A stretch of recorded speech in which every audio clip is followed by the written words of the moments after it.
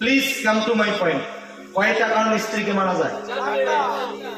ফরজ নামাজ, ফরজ রোজা, স্বামীর খেদমত, পর্দা সতীত্বের হেফাজত, এই চারটি কাজ যদি ঠিক মতো আদায় না করে নবীজি বলেন ওই স্ত্রীকে মারা 100% জায়েজ, শাসন করা জায়েজ। স্ত্রীকে মারবেন, তবে নবীজি বলেন শর্ত হলো 4টা। জোরে বলেন শর্ত হলো কয়টা? শর্ত 4টা।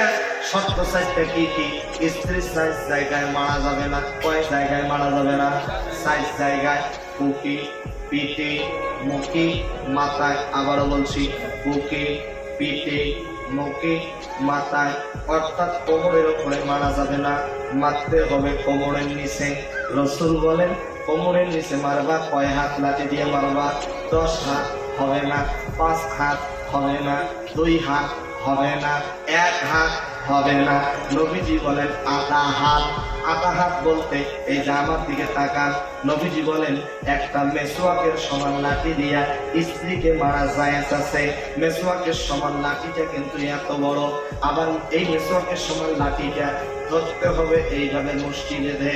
কেউ যদি চালাকি করে লাঠিটা লম্বা করার জন্য গ্লাসের মাথা দিয়ে ধরে তাহলে কিন্তু হবে না, এইভাবে ধরতে হবে।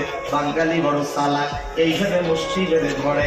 এই দেখেন মারার পদ্ধতিটা হবে এইরকম, কোমরের নিচে আস্তে আস্তে করে আলতো আলতো করে এইভাবে মারতে হবে। আর এইভাবে যদি স্ত্রীর কোমরের নিচে মারে, স্ত্রী বলবে সরই আর কি করি। এই মারার থেকে না মারা কথা বলার, এই মারার থেকে